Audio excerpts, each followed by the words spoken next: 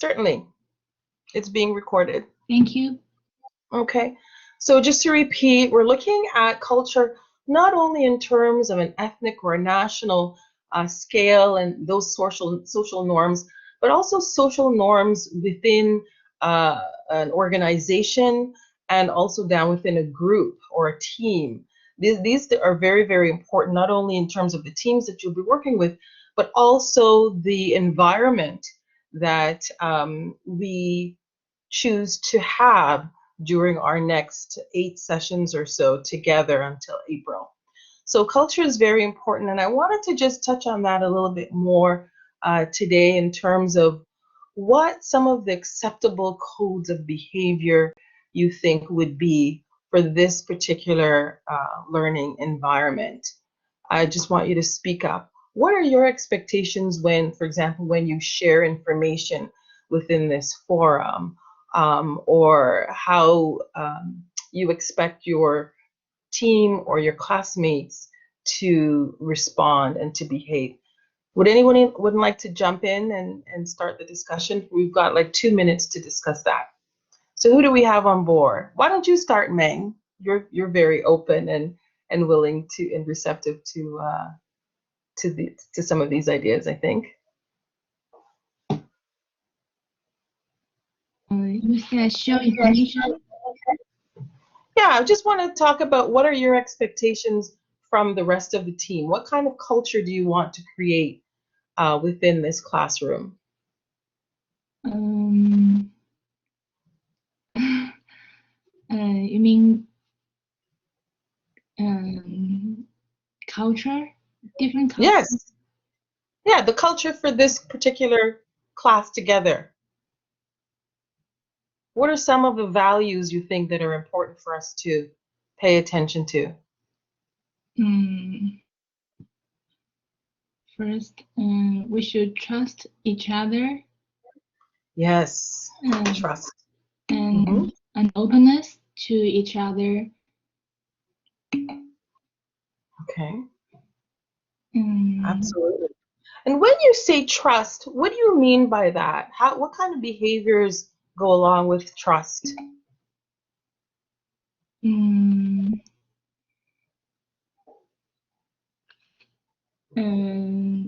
We should be, I think trust is the basic respect to each other. Yes. Yeah, and show your respect and share with others. Okay. So I'm just checking the chat at the same time you're speaking, Meng. And so far, we have trust, we have openness, we have respect and diversity, we have agreeableness and friendliness. Have I missed any here? Let's see. Accepting everyone's opinion, absolutely. Prejudice-free,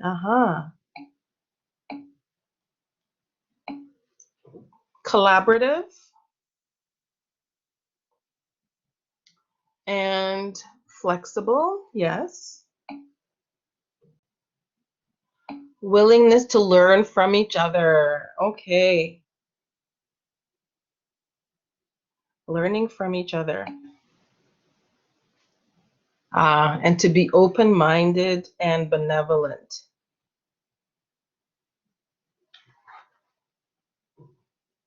Exactly. And I would actually, respecting everyone's culture, yes. To be culturally sensitive.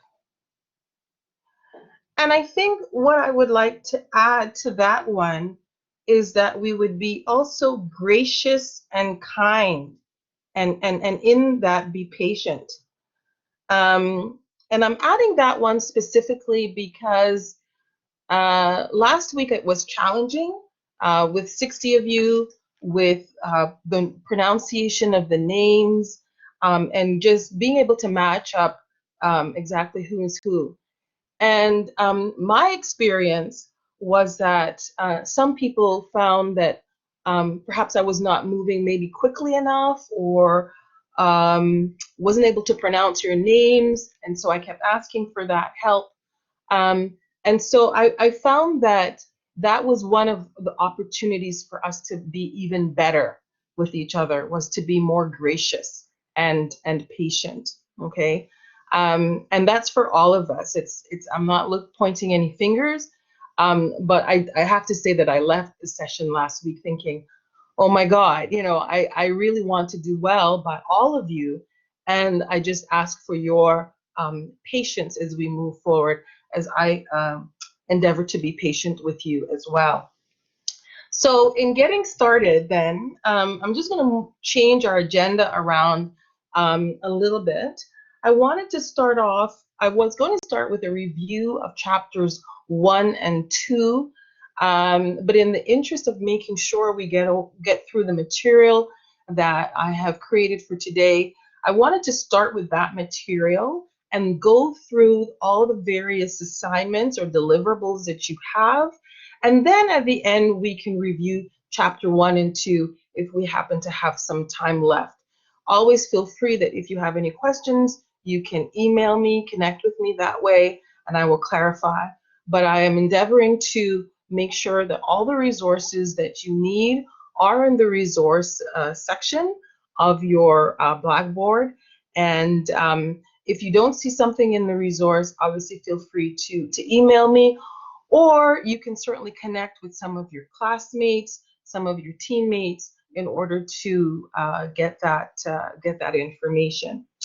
So let's get started then. I think I've already loaded the chapter 5 information. Well, first of all, in your readings, did anything stand out or was a burning question for anybody as you read chapter 5 and 7 this week?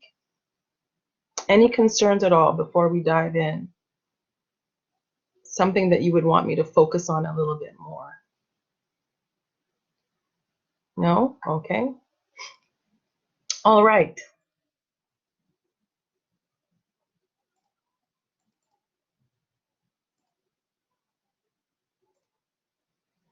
Okay, so is this coming up properly on your screen? The week 5, sorry, chapter 5, is that information coming up properly? Yes, you all have it? Okay, wonderful. Okay, great. Okay.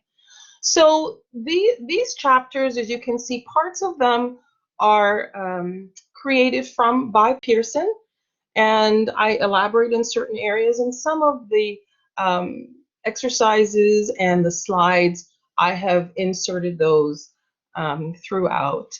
So here we go. So in terms of communication tools, what are some of these tools and what are some of the rules around using those tools in the workplace? And that's what we're going to be focusing on today. Not exclusively, we're going to be bringing in other things as well. Okay. So the objectives are, the learning objectives for this particular chapter are: why is an understanding of communication tools, technologies important? What are the main functions of communications technologies? And what are the best practice of some of these experienced virtual communications? Communicators. Okay. So let's start with an understanding of communications technologies and the importance of those. Does anyone, has anyone worked in a communications department or division within a company so far? Have you? Okay, you haven't. But one of the challenges that you obviously find right now is that we have the capacity to reach anyone in any part of the world because of technology. Obviously, we have Wi-Fi, we have internet, we have cell phones. And so even if you don't have a computer, most people have cell phones, even in the most remote areas of the world. And so the relationships that we are able to build and the types of businesses and relationships, personal relationships that we're able to build are very much dependent on the type of technology that we're using to communicate our messages, how effective that technology is. And of course, we have to be very aware of the advantages and the drawbacks of that technology as well. So we know that the pervasiveness of technologies impacts our lives in every single way, not only personally, but in terms of our acquisition of things, our ability to buy, our ability to connect with family members, especially during this pandemic. We see the benefits really of whether it's FaceTime on your iPhone, whether it's Skype or Zoom or Teams, all of these things are enabling us to stay connected. In addition to some of the older technologies, email and that sort of thing. But using the right tool, depending on the message that you want to convey, the urgency of the message, as well as the seriousness of the message, becomes very important to choose the right tool. So Solomon did a study, and they found that 95% of the people are using work effectively and use the following tools for their persuasive communications. They're using telephone, email, or some online tool. At least half of the teams were located outside of the home country. So, and 33% of them found that using these tools were absolutely vital. And 61% work virtually with people both in their country and outside of the country. And our experience here today is very much an example of that, because many of you are in China, India, Nigeria, the United States, and different parts of Canada as well. But there are various challenges, as I mentioned, that come along with that. And I won't get into that as much. I mean, those are things that you can definitely read about. But in choosing the technology that we're going to use, we need to keep in mind the richness of that technology. And so right now, the technology that we're using, which is considered video conferencing, is probably the richest of all the technologies because it allows a dialogue to occur. It allows us to see each other. It allows us to see those nonverbal communication cues, which are very, very important to the communication. And if necessary, we can type things in, we can chat, for example, we can share visually the word, the text, and there are very gradations of that type of richness as well. And that particular theory is called the media richness theory. So it's really important that when you're looking to communicate, that you not necessarily just choose one specific mode of communication. If, for example, there might be a time lag in someone getting important information, you may choose to leave a telephone message and then have something that's pre-recorded or direct them to a report. So it's really important, I think, that you think of, when we talk about the richness of communication, we think of actually packaging different types of communication to deliver a message instead of only using one particular means. And I've just already discussed that one, basics of communication technologies. Excuse me. When you're, this slide is referring to the need to ensure that your tools, for example, the websites and the different types of information that you're going to be sharing, assume that people have mobile devices. And we know that mobile devices, things will show up very differently on a cell phone than they will, let's say, on a computer screen. So we need to keep that in mind. And when you're instructing people who are doing your graphics, to always ensure that things are actually displaying and the information is being shared in a format that is suitable. Okay, so that the bandwidth, we don't need to get into all of that, I think. And this particular slide, I think, is very important because it talks about agnostic tools. Okay, what do we mean by agnostic tools? Anyone want to jump in? Someone who's done the reading, what do we mean by agnostic tools?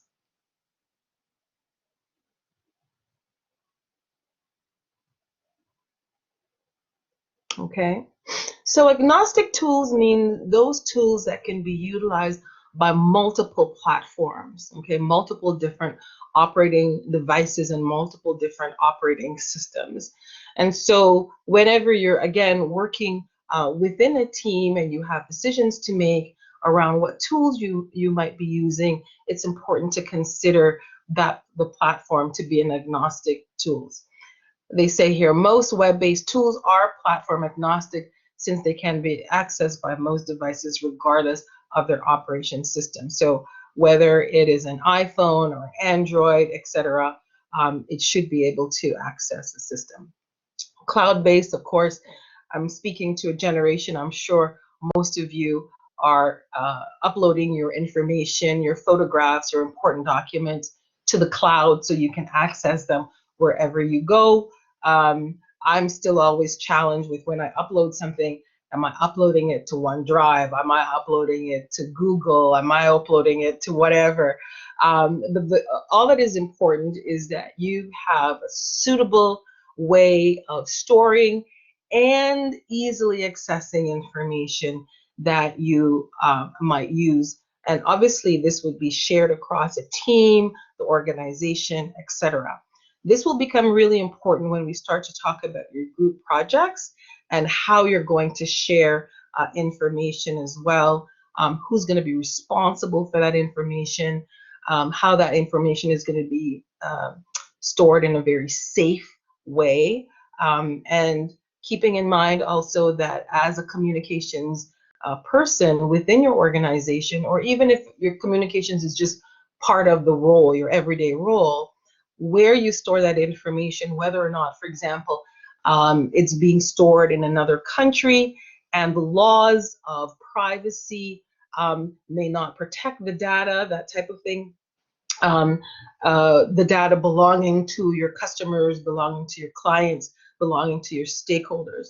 So it's always very, very important that you do that double check system with your IT department regarding the laws that will govern you and ensure the safety and security of information.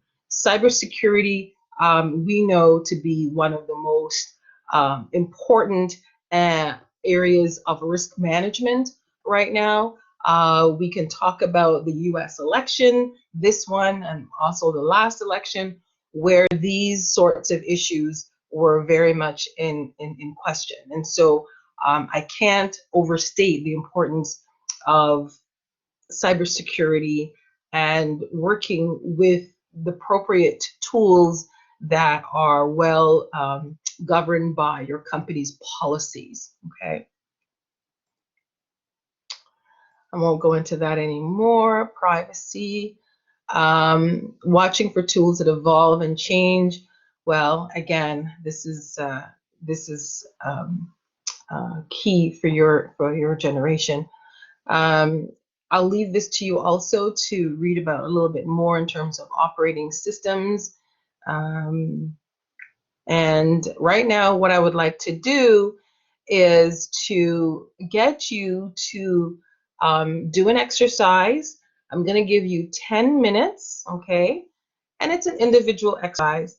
And what I'd like you to do is make an exhaustive list, as much as you can, okay, of the various channels of communication that either you use or can be used in a business environment. You can create that perhaps in a column. And then I would like you to do their features, their positives, features, and then the drawbacks of using those particular tools. Okay? Do you have any questions about the assignment? I'm going to give you 10 minutes to do that.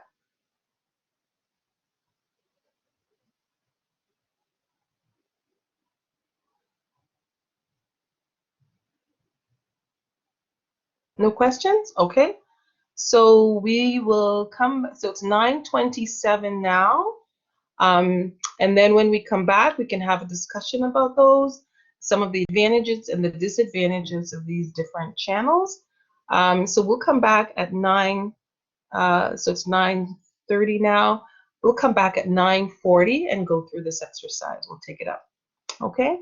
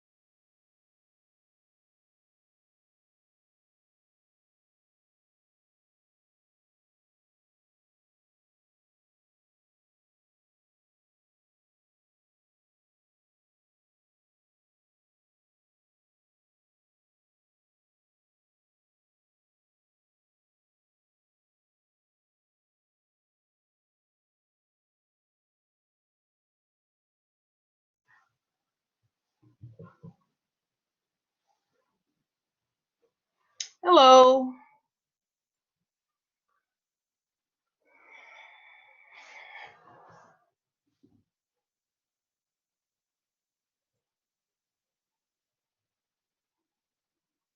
Okay.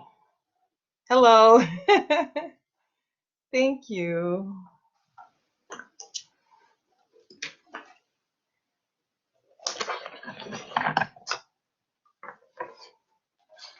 So we are all back now. Great.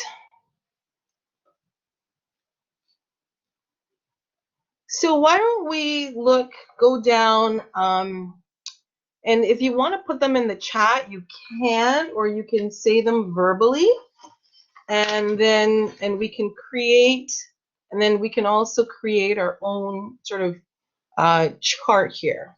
Okay. So who'd like to begin? Oh, Vineet, go Hi, ahead. Professor. Hello. Some channels of communications can be like phone calls. We use emails as well, and then official websites and even social media platforms nowadays can also be one part of the channels of communication. Mm-hmm. Uh, and if we discuss about the advantages and disadvantages of these, like in phone calls, I feel that the channel of communication is pretty quick, but again, chances of error in conveying the information is higher. And if we consider the emails, then it's a good formal way of communication, but again, sometimes it may result in lack of responses. That's Mm-hmm. pretty much on my side. Yeah, thank you. Yeah. So would you say emails, let's talk about formality, right? The level of formality. If you're applying for a job, would you do that by email? Yes, definitely through emails, since I feel that the chances of error while conveying our information to the other person, it's Mm-hmm. pretty much less through emails. Right, right. Yes, What thank you. about if you created this wonderful submission, a package to go to a potential employer, and it is due at 5 o'clock, and it is now 5 minutes to five. Okay, so there's the risk that someone is not even going to be there. Are you still going to use email? What are you going to do? Yes, Professor, in that case, my choice may vary. That's true. Because of No, the lack it's of it. No, response. Yeah, there's no right or wrong answer. I'm just saying yeah, these are some of the challenges, for example, that um I would have encountered in my work. One of the things that's that true. I did a lot of was create proposals for funding, right? That's true. And as a project manager, you're pulling information in from various sources. You're getting letters of support and all sorts of things are coming in, and oftentimes people do not adhere to deadlines, right? Within your team, or if you're getting a letter of support externally, they're not adhering to deadline. And so you're frantically pulling this information together, and you're supposed to now send it by email. And everything is together, but now it's 5 minutes before the deadline. What do you do? What would you do? So, Professor, in that case, generally, if we consider an organization, we have the internal communication platforms as well. Like Mm-hmm. companies use the internal chat platforms and those internal submission platforms. So maybe that can be a solution for that. Okay, but this is a submission, let's say, to a client. Let's say it's a request for a proposal, right? It's a request for a proposal, and this is external. Maybe it's even in another country. Yes, so like what we can think about that is like parallelly we can submit that proposal through emails, and parallelly we have to make the other person aware through maybe face-to-face conversation as well in Mm-hmm. order Mm-hmm. to like properly submit that before the deadline. That's Right. what like people are doing nowadays. Yeah, thank you. Yes. So I agree. So what I would do is, I mean, obviously the person is in another business, um, picking up the phone and having that very quick personal chat and say, we're submitting right now. We don't know if we're going to run into technical difficulties, okay? And and then you follow up with the email, but what you'll often find is that the rigidity and this sort of box that we create in our mind about how something is going to be perceived or whether it will even be accepted oftentimes will dissipate when you have a personal conversation with somebody, then they might say, "Oh, don't worry about it. We've got 5 o'clock as the deadline, but in fact, we're not going to start reviewing those applications until Monday morning, and so you can submit it a little bit later and at no risk, at no prejudice to your organization, that type of thing." So I've got some other things coming in here. Some other chats. Let's see what we've got. Instant messaging, communicating anytime and anywhere, sometimes misunderstanding the received message. Absolutely. There should be a balance of both written as well as personal face-to-face communication to eliminate the chances of ambiguity and misunderstandings. Well, this is huge because this is part of the problem with text messages, right? It's very, very challenging to understand the tone, appreciate the tone and the style through that type of message. We can talk anytime, anywhere, as long as we have data and internet connectivity. However, it is possible only when there is a suitable smart device, and conversation is impossible without a suitable device for others. In addition, it is difficult to feel the other person's true feelings when talking without meeting in person. Absolutely. But we can't prioritize the emails. Our inbox is mostly full of emails, and we have to separate important emails. Absolutely, that's very true. So let's move to the next slide, because what this will show you is an interesting way of separating out those various channels that we just talked about, okay? So we have our different distribution channels that are used. Let me just get my glasses on here. Okay. The various tools, well, in terms of distribution, and these would be really one way. So distribution would be considered a one-way form of communication. Some people might call it informational distribution. Some people would call it transactional. Sometimes you'll see that this is transactional. And how that is typically used, it's really when you are just going to inform someone in that one direction. You're not really looking at engaging the person. You're not looking at getting information back. And so if we were to look at public participation or the various modes of communication and the strength of the communication, the depth of communication, these would be considered on the low rung in terms of the texture, the richness of it, how rich the media is. So for distribution, we've got blogs, right? We've got discussion forums. Discussion forums, I would say, really would put you more between distribution and networking, because you are then engaging in two-way communication, but it is what we call asynchronous, right?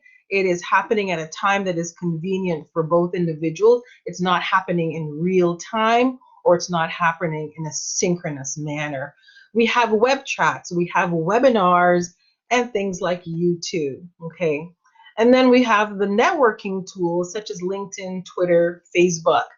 One of the important things for all of you would be to make sure that you, as management professionals, as business management professionals, that you have a LinkedIn web page. I'd like to find out now how many of you have LinkedIn, have a LinkedIn account. You can just put it in your, let's see if I can pull this. I can pull in, I'm just gonna go LinkedIn account. Okay.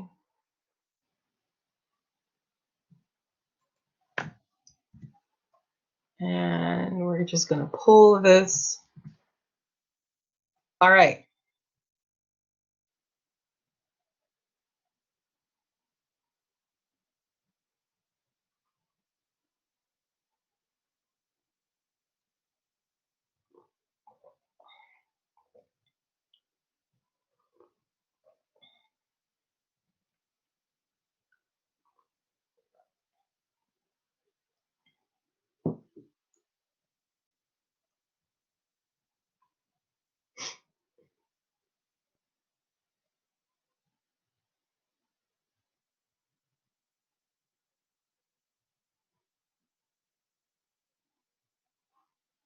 We still have 13 of you who haven't responded. You must know whether you have an account or not.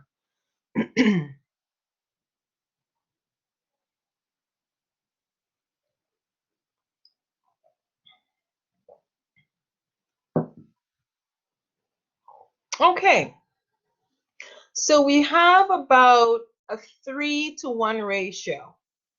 So for everyone who doesn't have an account, about 3 of you do.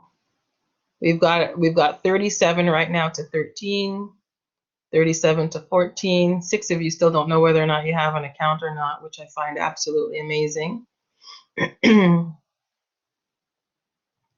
Okay, so the majority of you have a LinkedIn account, okay?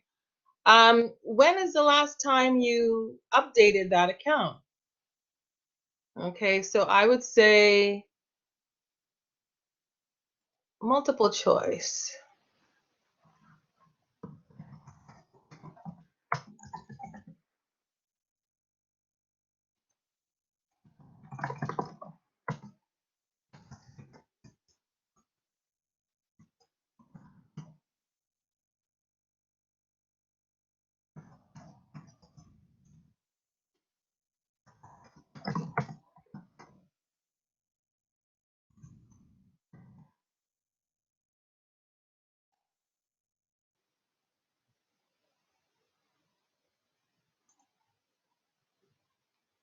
Okay.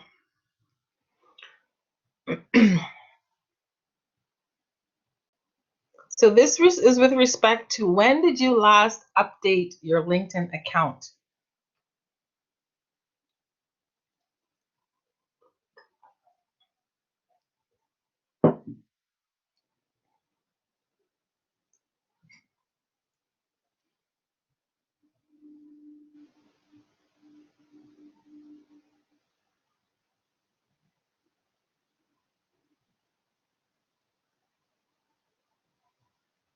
So 21 of you, still no response. 20.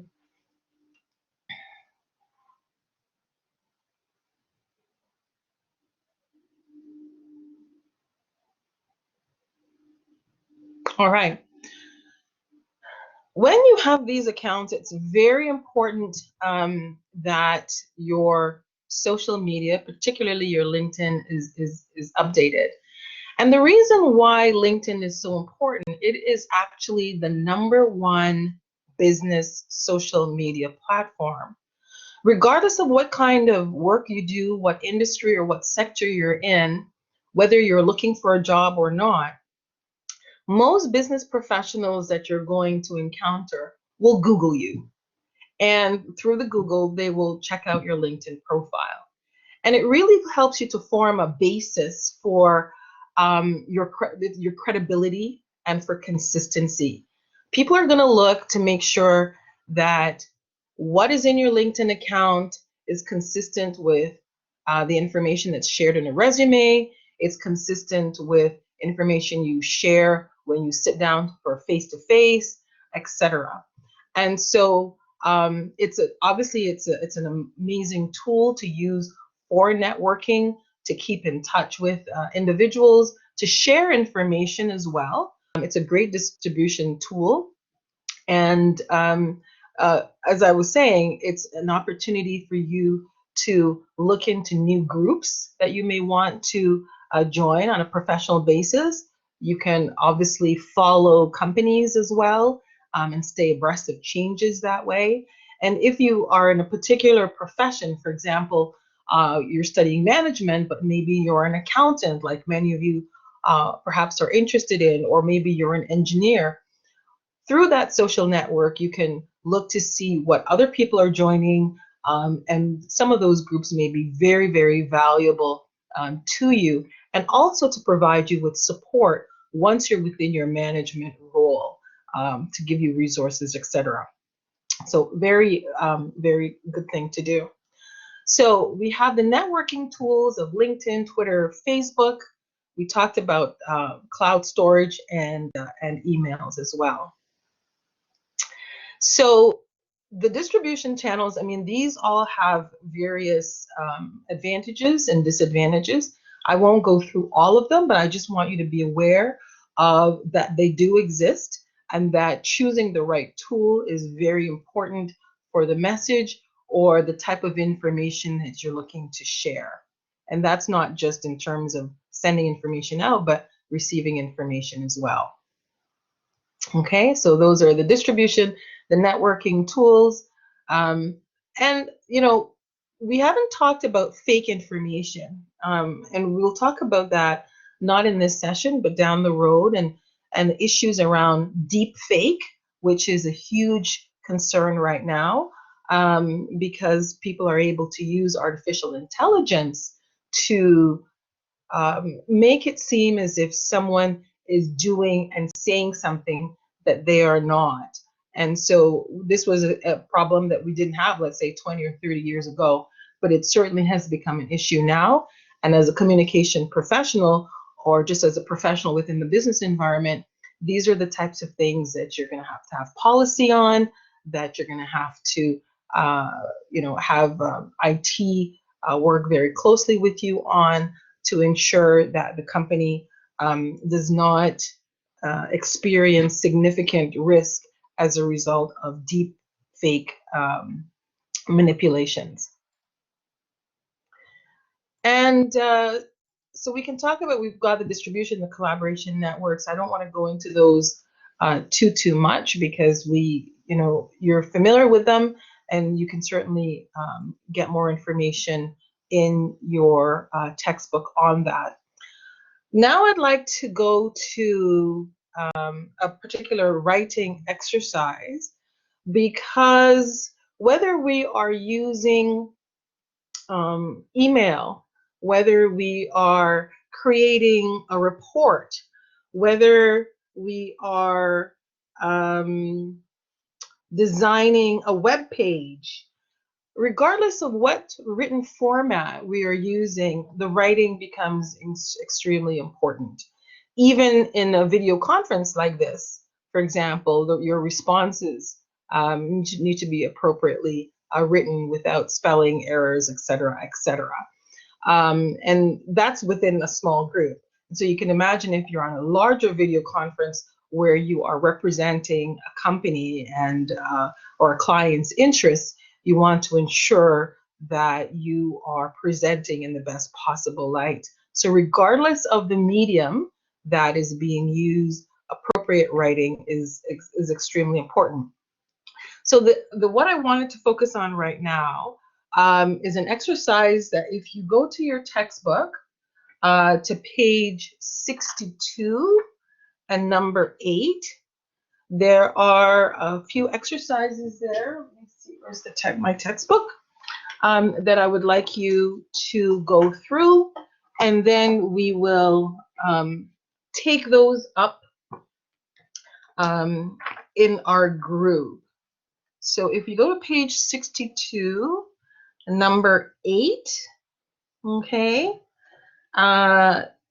this particular exercise relates to writing in a concise manner.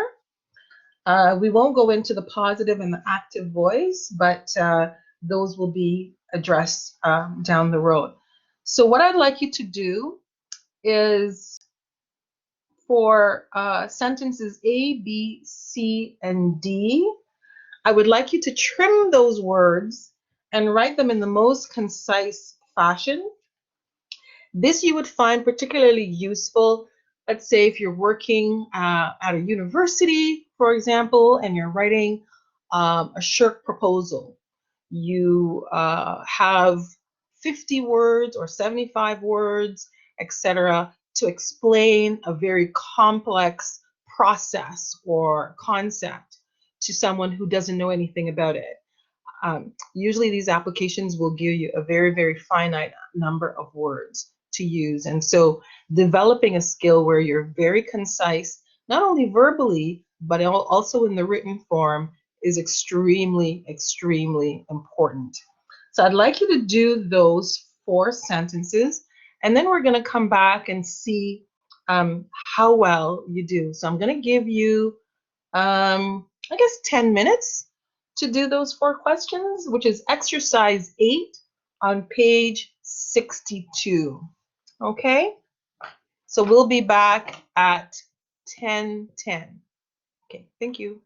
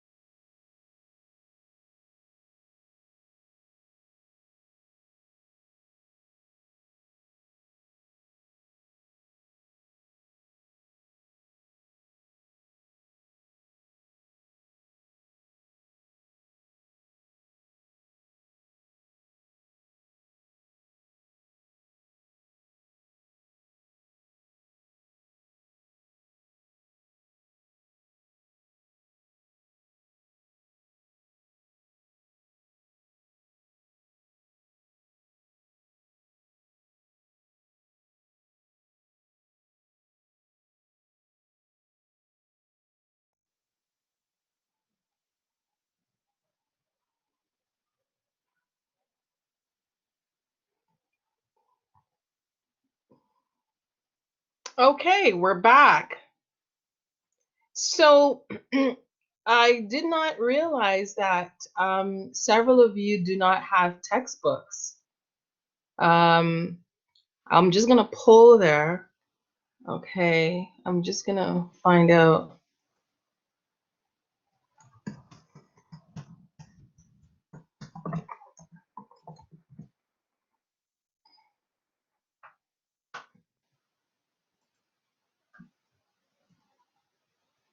Can you please respond? I have 59 of you on, yeah.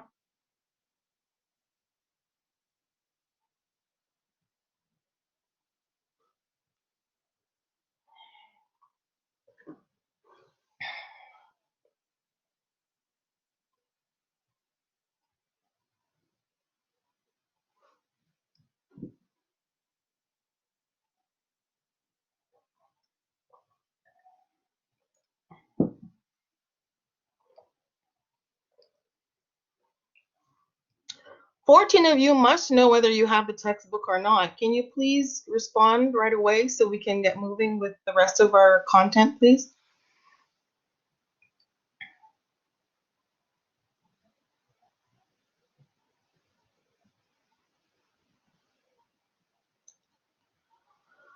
So 16 of you have the textbook, 34 do not, 9 don't know whether they have it or not.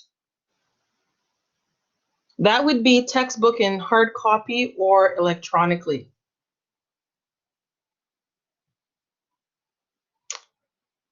All right. So the majority of you do not have the textbook.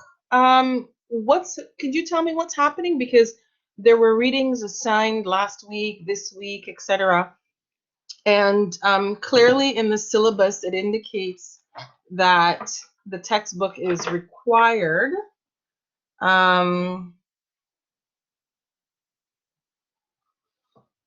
Yeah, it is definitely there as a required textbook. Can you share with me why? So this is what, 35 and 18. What seems to be the issue with the textbook? Can someone share that with me? Can you share that with me in the chat?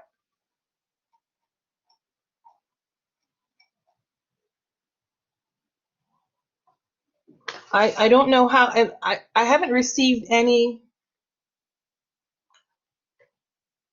We don't use textbook before, just learn from the lecture. Okay. But you do have a syllabus, and in the syllabus, it clearly says that you're required to do the readings. And what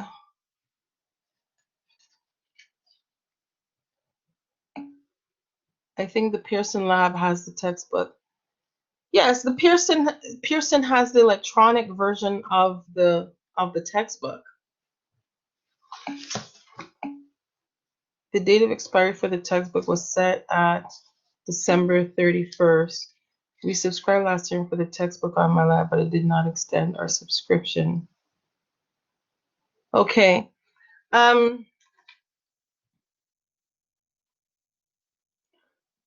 I'm just curious about why that wasn't shared. I think there was one of the students did share that with me, but I was told that it should have continued. Okay, so what I'm going to do is I'm going to connect with the Pearson representative again, because one of your classmates did share with me his challenge in getting the subscription renewed, and I did pass that on to Pearson, and they provided information that that you can use in order to make sure that that was extended beyond December. You do not have access to the textbook anymore. Okay. And Meng is saying now it can. So Meng, can you just share a little bit more, please, with the rest of the team verbally? Can you just speak to that? It expired last semester, but I can see it now. You can check it. Yeah, you should be able to have access to it because I did speak to the Pearson. Yeah, and June, yeah, exactly. It was extended.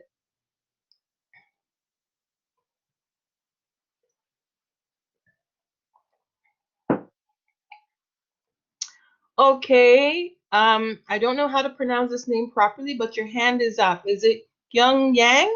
Yes, I think you share the code for the Pearson lab, and I just use that code and it's show up the test book and lab. I think you may use John something.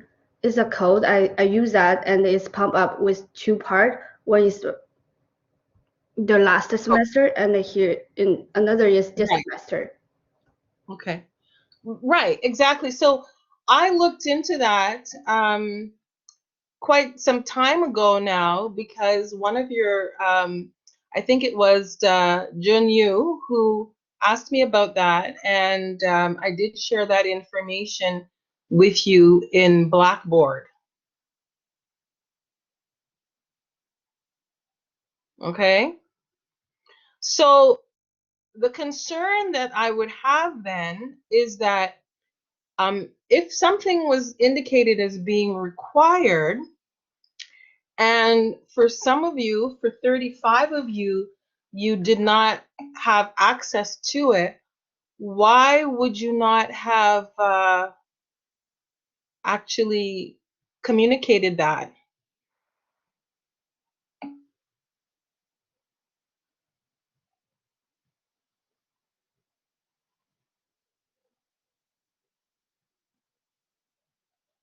Hello?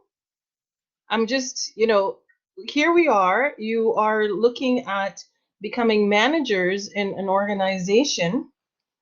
And let's say your supervisor asked you to look into something and you were having trouble accessing the information. Would you just not say anything at all? I'm not sure that you would. That would be a problem. So if you wouldn't do it in that environment, then I don't think that that behavior is suitable for this class environment either. Yeah, it's showing that it's extended. They're all extended. Okay, but you need to put in our code. And the code it's BSMM 8000 B02 part 2, and it's not fall 2020, it should be winter 2021. Okay? So please check Blackboard or communicate with one of your classmates who was able to. Yes, exactly. So what we have up here now in the chat is proper.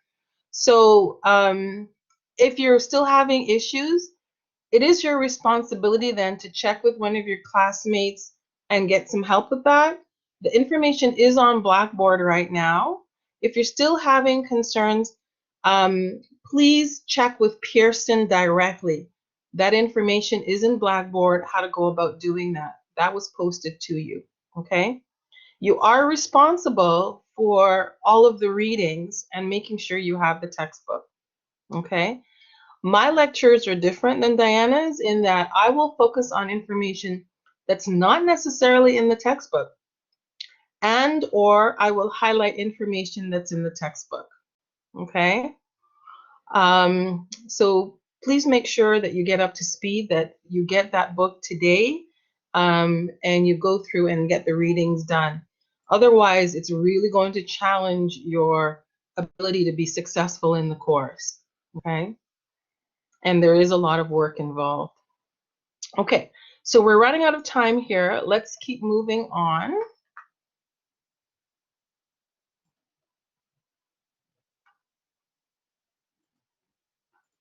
All right.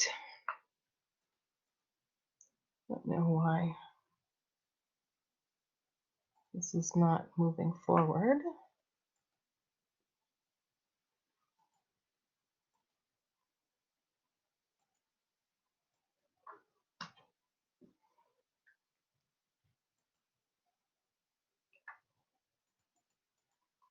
I think my computer is frozen.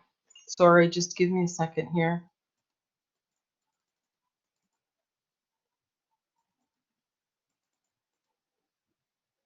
Yeah, I apologize. My computer is frozen. I'm gonna have to restart, okay? In the meantime, can you put in, those of you who had the textbook, well, actually you all got the sentences. Can you start putting in your responses to A? If you can put those in the chat, that would be great. Are you able to hear me? Because my computer is frozen. I don't know whether you're hearing me.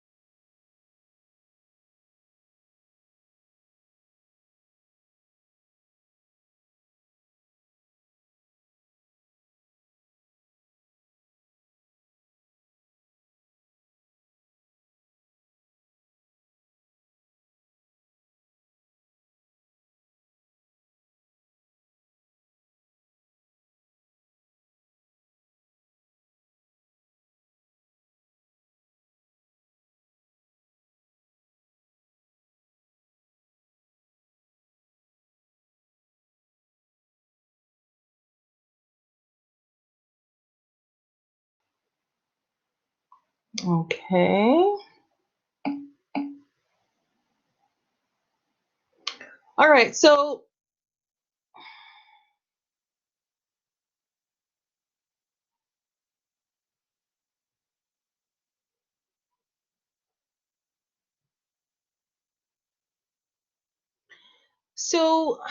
I would say, with respect to the options that you have here, I like what Mayank has done, and also Sarah Miller is the suitable candidate for the new sales position. That one is great.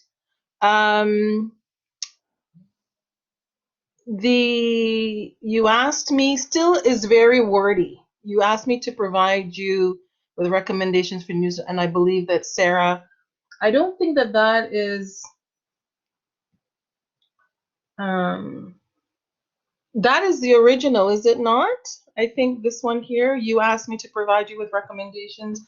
So that's the original. I don't see that and after scrutiny of the results, I've come to the consensus. Okay. So I would say that the best one there are two that really sort of fit the bill. One would be Wei Meng Dai's I recommend Sarah Miller, the best candidate for the sales position. I would vote for that one. And I would also vote for, I believe that Sarah Miller is the best candidate for the new sales position, Meng's. But the believe is still not, it's still a little extra information that than what we need. Okay. I also think that Ogochukwa's recommendation or his suggestion, I recommend Sarah Miller as the best candidate for the new sales position. That is also an excellent choice. Okay. So then we go to B. We combine together the proposals, and after close scrutiny of the results have come. So in this particular one, what are all the extraneous words? So we've got here, we combine together the proposals. To combine them together is basically the same word you're sharing. And after close scrutiny, close and scrutiny, again, you're saying the same thing of the results have come to the consensus.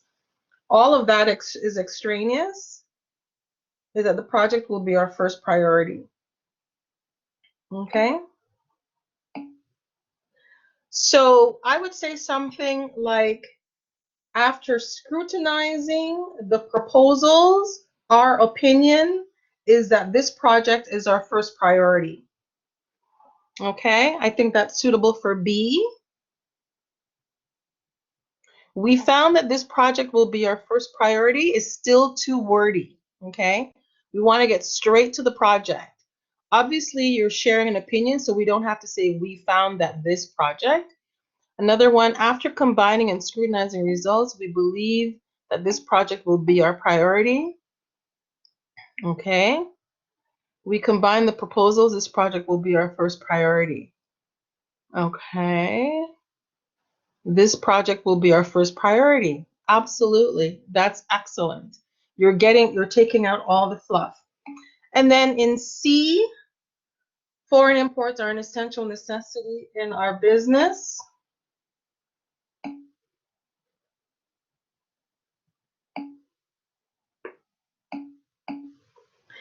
So for that one, foreign imports are essential to our business. Foreigners are essential in our business. That works as well. That's excellent. Foreign imports are essential to our business. Yes. Foreign imports are important. Yes. Excellent. All of those are great. We respectfully and humbly extend our grateful thanks. Okay, so what we're trying to do is just thank them. So we thank that your future plans have secured our company's good business.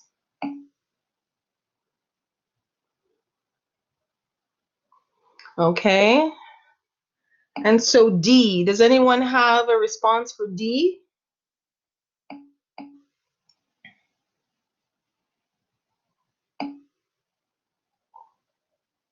Okay, I still think what I'm seeing here is still too worthy. Thanks for your future plan, which have secured our company's good business success. I like that one. We respectfully and humbly. Yeah, and so this is it's interesting because again, the communications that we're looking at needs to be suitable for North America. And that's not to say that North Americans are rude and the rest of the world is polite, but there's definitely, from a culture perspective, there's definitely less fluff when you are speaking according to sort of North American norms, okay? So we humbly extend our thank, or you can simply say we sincerely thank you, right? That type of thing. But humbly and respectfully and sincerely, the assumption is that if you're thanking someone, you're being sincere, and that is showing respect as well. So using one of those words would be, any one of those words would be suitable. And then you want to take out, grateful with thanks, etc. The focus would be in that particular sentence would be on securing the company's business. Thank you, because your future plans have secured our company's business. Yes, I like that very much, Yimeng Zhang. We thanks for your future plans. We thanks. Can you work on that one a little bit more, Meng? I think that one needs a little bit of brushing up. We've got a word missing there. Okay. All right. So let's just move on to, I want to go over some of the video conferencing stuff that's in the textbook. I'd like to now go over the assignment and working as a team. Okay. So let me just close this down. File share. We're going to go to. So basically, are we constructing the sentence? I assume we are taking out the extraneous words. Sorry, there's a comment in here. So basically, we are reconstructing. I assume we are removing unnecessary words. Yes, we are removing unnecessary words. And reconstructing it sometimes is an essential thing that to do. But the reconstruction of it is part of taking out the essential words. So yes, you're right, Chinedu. Okay, so let's just move on now to the next part. You're very welcome. I'm going to share file, and I just want to upload the team development. So for your final assignment, you will be working with groups, and the group assignment will be a significant part of your mark. 60% of your mark will come from your individual efforts and 40% from a review of the overall group's contribution. So let me just add this, share it now. Okay. Are you able to see the new slide set that I've just put up?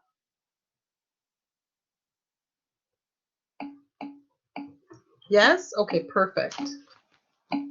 Wonderful, thank you. Gotcha. All right. Okay. So in working as a group, it can be very challenging. There's no question, because if you're in a group of 6, or I'm not sure whether or not we're going to go higher than that. I think 6 is a good number. We're talking about the coming together of 6 different styles of communicating, 6 different backgrounds, 6 different motivations, etc. But the important thing that must be present, I would say, would be a shared understanding on many different fronts, as well as your ultimate goal. Okay. So as we go through this slide, no one of us is as smart as all of us. I don't know if you've ever seen or heard of the groupthink phenomenon, but it's not always a negative thing. Most people think of group thinking as a negative thing. But through working together as a group, and working when the group members are very diverse in terms of background and styles and various skills, the group can become an incredibly strong force for communications. And so there's that adage that the sum of the parts is not as great as the whole. Or you'll hear sayings like, you're as good as the weakest link in the chain. So I want you to keep those things in mind, because they become very important when we start to look at the group dynamics and how your team or your group will evolve and what you're able to accomplish. Keeping in mind that the team and how we work within that team is very much a microcosm, what I call a microcosm of the business environment. Okay? And so a microcosm, as defined by Oxford, It's a community, place, or situation regarded as encapsulating in miniature the characteristics of something much larger. Okay. And I spoke about our class time and our working together as a microcosm of what actually happens in the business environment. And so we need to keep that very much in mind. So the process of team development, oh, that one got cut off. The process of team development is not an easy or a smooth one, okay? There are various phases that your team will go through, that any team goes through as you're moving towards a particular goal and as you are developing. I just want to grab this, okay? So the purpose here of working together is so that you would be effective and work seamlessly as possible towards your goal. There are 5 different phases of team development. And as you see, this graph shows you that: forming, storming, norming, performing, and adjourning. And each phase is characterized by different features, by different concerns or strengths that that team might exhibit. For example, in the forming stage, which is an orienting stage, your team is getting acquainted and many things will be uncertain during that period of time. But that's a time when you're looking for leadership, you're looking for who has authority, you're trying to figure out who has various strengths and what is expected of me and how will I fit into that group. And some see, you know, there will be some natural leaders that will come forward, and some people who may be a little bit more shy in asserting their position. But keep in mind that the leader is not necessarily the person who is either the brightest or the most skilled, but it might be that person who is able to keep the team motivated, who is able to help sort of to draw consensus and to create to present a clear direction for the team. So that's the forming stage.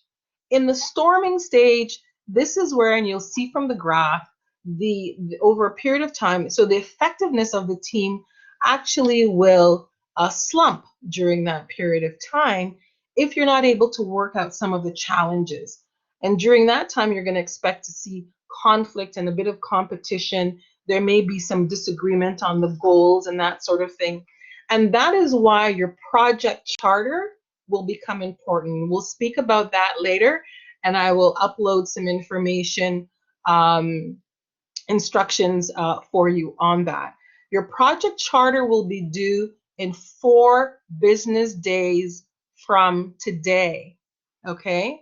Which means that your project charter will be due by next Thursday afternoon at 4:30. All right. So the day before your next class, I expect to see a project charter that will be 1 per group. Okay, it's not an individual submission. It will be 1 for the entire group, and everyone in that group is expected to sign off on the document because it is a consensus document. All right. The purpose of the charter will become clear to you as I go through the different processes of team development. So as I indicated, during the storming stage is when conflict and competition is most likely to surface. And many of your activities may seem to be unproductive at that point. But through the project charter and being true to your goals, hopefully your group will be able to resolve any issues that come up during that storming stage. The next stage is the norming stage. And throughout the norming stage, you resolve conflicts. Unity is starting to happen within the group. You're starting to click, momentum is building and things are working better. The performance is increasing and there's greater harmony. In the performing stage, this is the stage of greatest productivity. The group is mature, you're functioning well, and you're all committed to the team's mission, okay? Problems and conflicts that emerge are well dealt with because you have a clear vision and you have a common ground of in terms of your understanding and your commitment to the process. And then in the last stage, in the adjourning stage, you're really wrapping up. So you're not as productive because you're looking now at how to close off what the work that you are doing. Who's going to, type up certain sections, and how are you going to actually produce this body of knowledge or whatever that project might be. So the norms will support the cohesiveness, your mission and your values, and I'm emphasizing those words because these are all things that you want to discuss and to include in your project charter. What are the goals? How frequently will your team meet? Role differentiation and responsibilities also. Who will be responsible for what within that team? Okay. So moving to the next slide here. Yes, you're right. No, the syllabus didn't say how many people would be in the group. We're going to talk about that later on. And the group will probably be randomized. I wanted to get your feedback on that as well, because I can randomly put you in group, but I didn't do that ahead of time because we're dealing with time differences. You're all over the world, and that creates its own challenges as well. So again, there are advantages perhaps from having people who are within one time zone work together, but then the disadvantage is you don't get the diversity, right? So I wanted us to talk about that a little bit more. So we've already addressed this, the leadership, good communication. You're welcome, Jai. The acceptance of ethical responsibilities, shared leadership. I just want to touch on that a little bit more because leadership is something that is not static. It can be quite dynamic on a very productive team, meaning that people will become leaders at different times throughout the group process. Someone may be great initially at getting everybody on the same page and getting everybody motivated towards that goal. But as things shift throughout the different development stages, you'll find perhaps different people because of their strengths and skills coming forward as the leader at that aspect of the team's work. So it is not a static process whatsoever. The different steps of team development we've already talked about. You want to start off with your mission, goals, roles, and strategies. What are your communication rules? How are you going? Where are you going to send the information? How are you going to store it? How are you going to make decisions?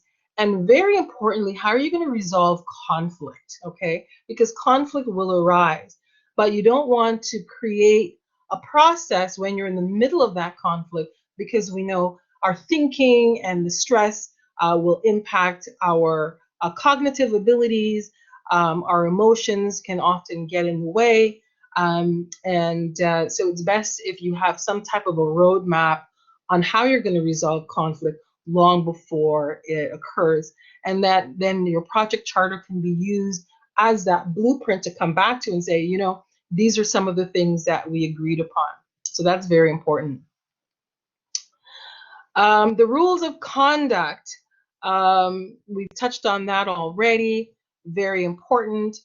In addition to that, your mission and your values. We talked as a team this morning about some of the values that are important to us, such as trust, respect, openness, etc. And so you might want to highlight 5 of those that are key. And how is that operationalized within your team? What is it going to look like if somebody is respectful? One of the other things to keep in mind is that life happens, and throughout this course, someone on your team might end up having to deal with, unfortunately, some grave illness within a family member, or they themselves might be going through a difficult period, or there might be separation, there might be death, there might be so many different life circumstances will occur. And so it's so important that we remain open and respectful for our team members.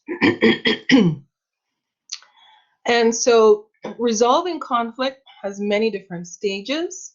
You're obviously going to listen to what's going on, understand the other person's point of view, show that you care about the issue, but more importantly, because issues get resolved, but relationships are not as easy to fix. So first and foremost, remember that that person, like you, is a human being with feelings and concerns and a particular background that has, led them to where they are. So be respectful of that. Looking for the common ground, we've been talking about that all along. And I think one of the most important things that the team can do is together look at all of the various options, look at perhaps the advantages and the disadvantages of those options, and weigh them, actually evaluate them. What are the chances of something going wrong down the road if we go this route versus another route? And then you come to some type of agreement, okay? But you will need to spend some time really going through this process to be able to appreciate each other's point of views and come up with a reasonable solution for the entire group, not just for the one person. At the end, there will be, because you will be presenting as a team, each team member will be asked to evaluate the other team members using the team member evaluation form. And this information will be uploaded to the resources area as well. If you've checked the resources area, I guess last night I had updated it, you will see all the crisis communications information that relates to your final project. And what makes a team successful? The only thing which will ultimately hold any organization together will be a shared conviction in its purpose and its methods. So you can have a very clear purpose and consensus on that, but unless you agree on the path that you're going to take to get there, issues will emerge, sorry. And so again, very, very important that the actual strategy, okay, you can have a goal, but the strategy is the road that you're going to take to get there and the vehicles that you plan on getting there with, okay? So I'm just going to end off there. And I want to open it up right now to any questions that you might have.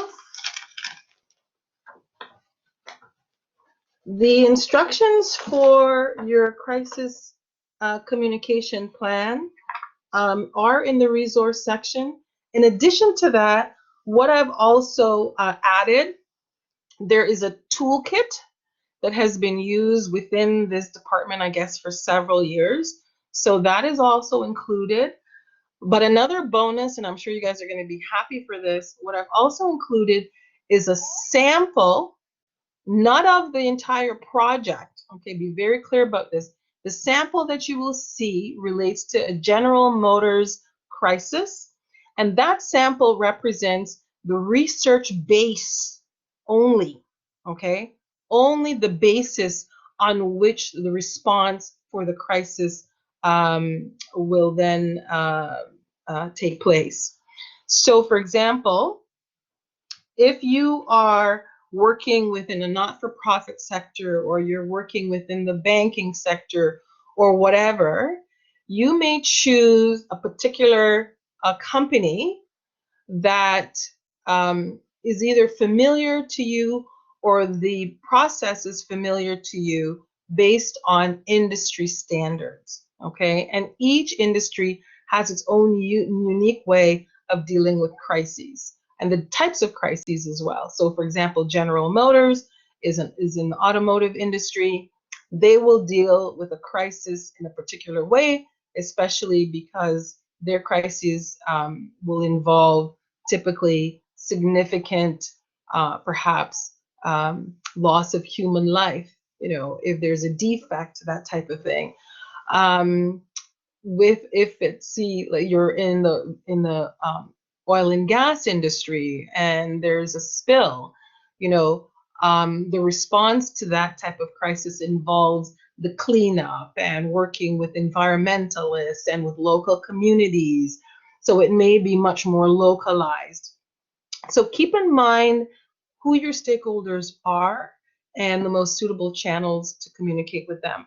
So the example that you will see online is the research basis to dealing with the General Motors crisis.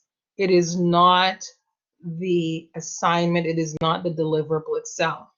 So this is something that what you will use the General Motors example for is to give you a sense of the type of information that you will need to research and sort of have in your bag of tricks to use to deal with the other aspects of your assignment, okay? Because you're going to have to put together media releases and messages and different things like that. But it has to be based on certain factual information. So your responsibility initially is to get that factual information, okay?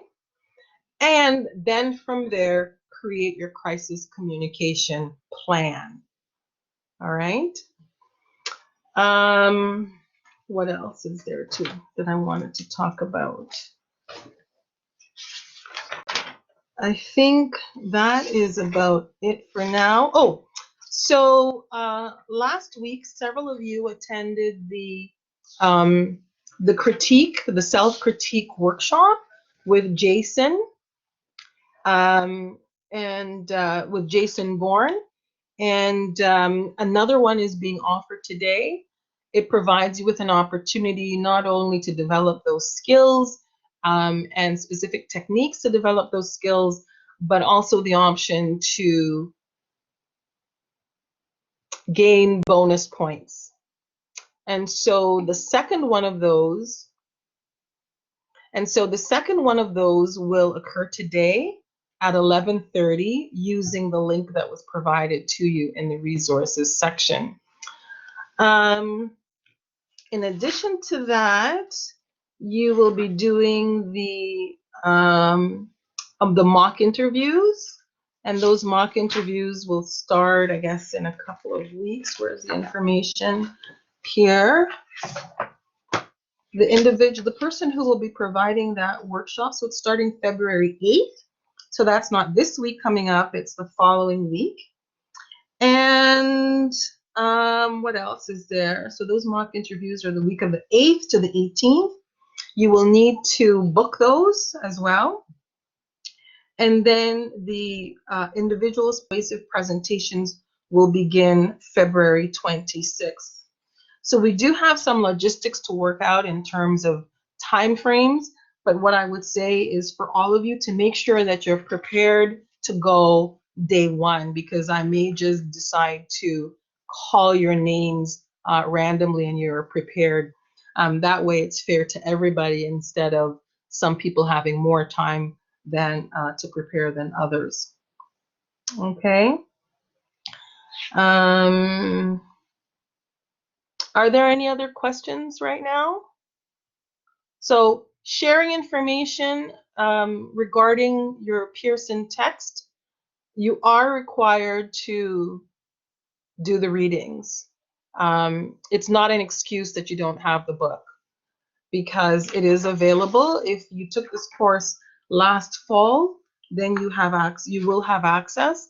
If you're still having issues with access, please contact Pearson directly, because I am not part of the Pearson tech support, so I can't really facilitate that.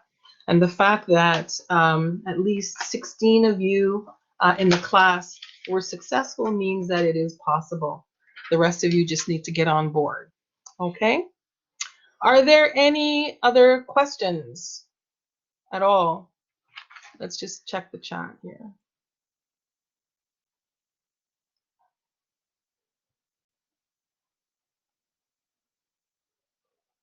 The groups will probably be 6 people. Well, thank you for the feedback. Hello, It'll Professor. probably be 10 groups of 6 people. I think more than 6 people makes the groups very difficult. Hello, Go ahead. Professor. Hello. If I would like to go to the writing center to ask some recommendations for the self-critic assignments, which paper do you recommend to take to ask the instructors? Well, the self-critique assignment is laid out in the syllabus, Yeah. and that workshop will actually take you through an example of there's a sample critique, self-critique, and that sample critique I've already put up in the resources section. So if you take a look at that and then you go to the workshop, it's the same paper, but Jason will be going through it in detail. I know, but I wonder, maybe I need to take my former assignments, right? Yes, no, but you're creating a new paper. Creating a new paper? The self-critique will be based on the part A, Yeah. okay? And then you're doing a critique, so it's a continuation of that. So I But the paper wonder, that you'll be producing it's the deliverable. The critique itself is what you would be handing in. okay. Thank you. Okay, you're welcome.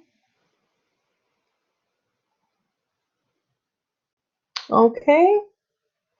So are you going to pick the group members or are we going to select ourselves? Okay, I'm going to pick your groups right now.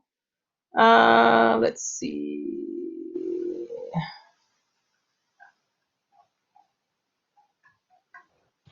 I'm just going to close out.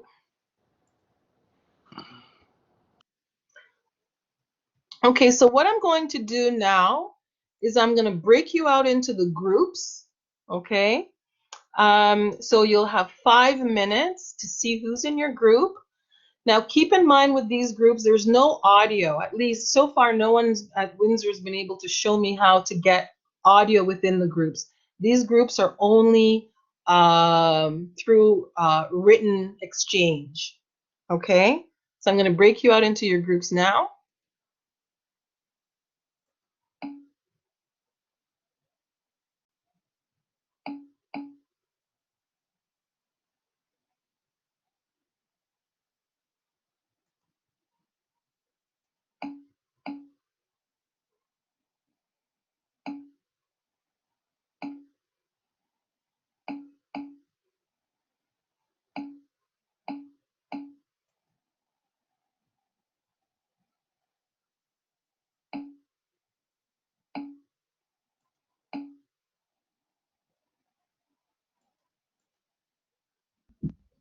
Excuse me, teacher. Shall Hi. we? Hi, how are you? Hi. I want to know whether we can pick up our own group member because you know the different time to issues. Because the what, sorry? Shall we pick up our own group member?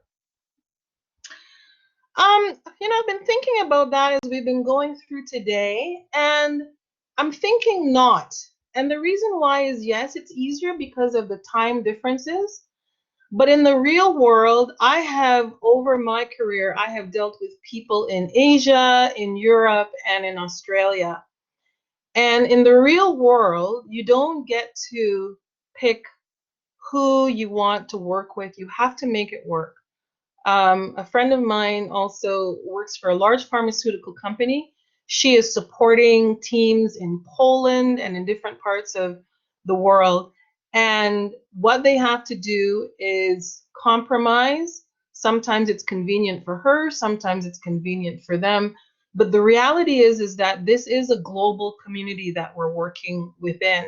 And as I said to you earlier in the slide earlier, this is an opportunity for us to understand that the classroom is a microcosm of the real world. So I'm not going to make it easy for you by allowing you to pick your own groups. There are advantages to that, but there are also disadvantages to that because you obviously pick people who you know already and that, so you don't go through the pains of the process that I just took 15 minutes to talk to you about, which is the forming, norming, all of that. Okay. So part of the benefit of this is the pain that you will go through and the skill that you will develop talking to people who are of a different culture, perhaps, who have different norms and creating new ones. Okay? Okay, thank you. Thank you. Okay, All thank you, right. Professor. Yes. So I'm just going to randomly assign these.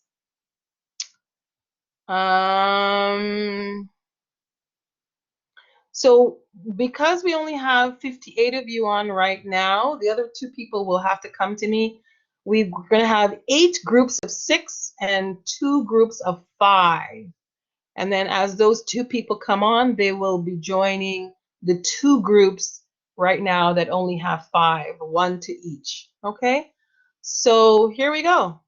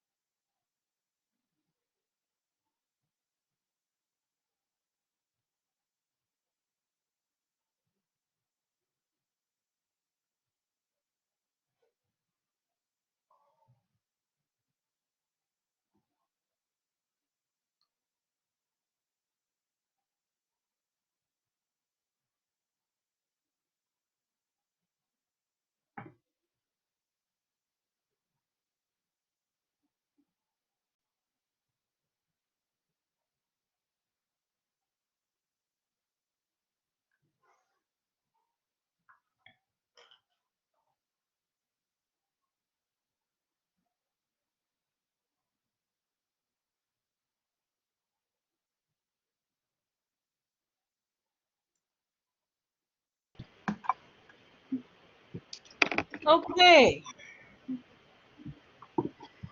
But who's the last? Hi. Okay, so we're back in the main room now. You've all had an opportunity to connect with your group.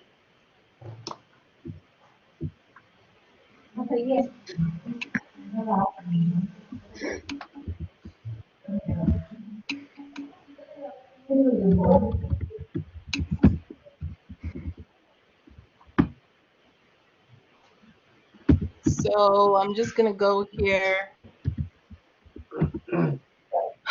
Mayank, you said no, you weren't able to connect with your group. Okay. I have the internet connection issue. I don't have a group. Okay. So not to worry. What I'm going to do within the next little while is I'm going to post. I took pictures of the groups, and so I'm going to post those. And then you are through Blackboard. You know how to connect and email your groups as well. Okay. Are there any questions about the groups? You're welcome. Are there any questions about the group?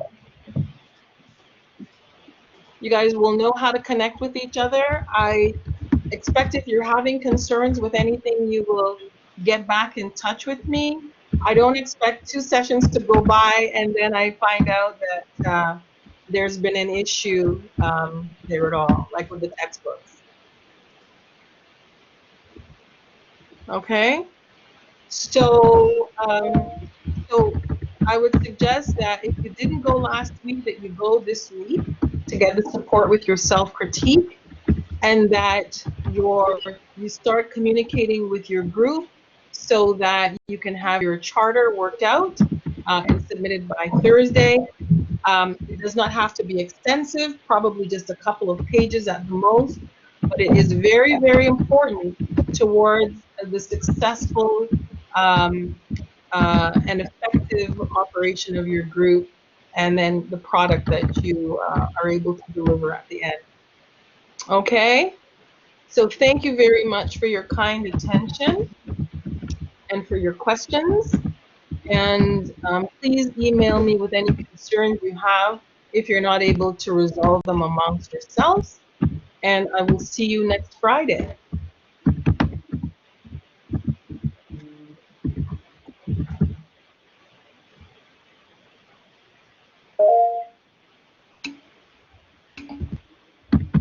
Yes, May? And teacher, do you have last week recordings include the self-create course?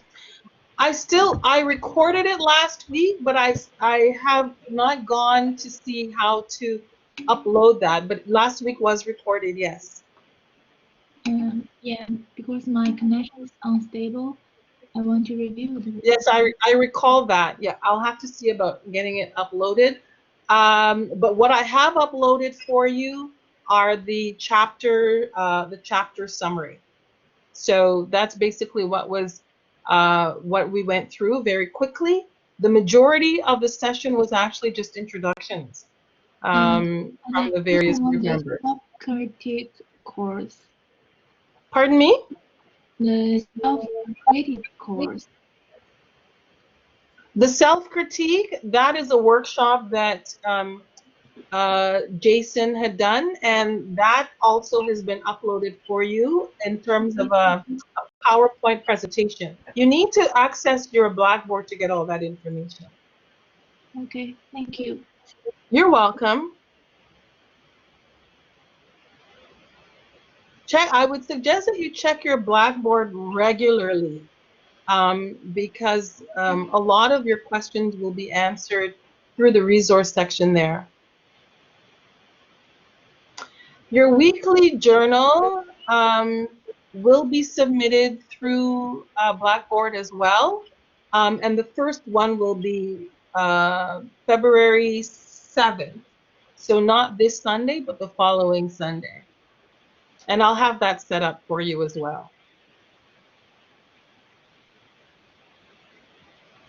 Hello, Professor. Yes? Do we have journal entry this week? No, we do not have journal entry this week. If you look at the syllabus, you'll see that it does say the first one is due February 7th. Okay, thank you. You're welcome. Any other questions? Okay, wonderful.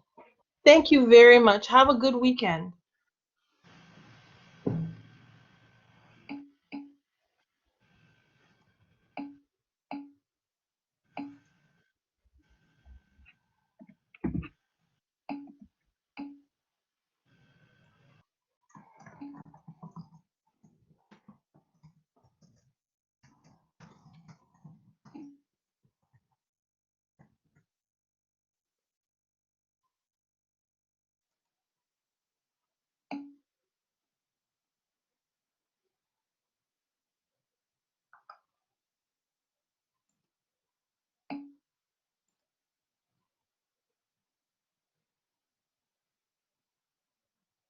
Hello, Professor.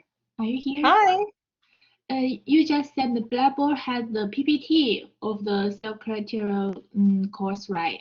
But I remember the teacher said he had recorded the course and will have the recording for us.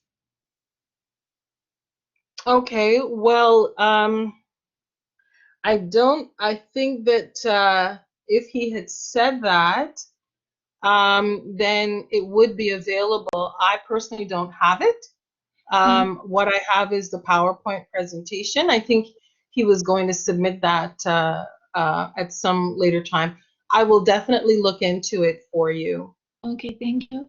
Yeah. Maybe Alternatively, I believe you can email him as well, but I will look into it and hopefully have some answer for you by the end of the day. okay, thank you. You're welcome. Bye. Bye-bye.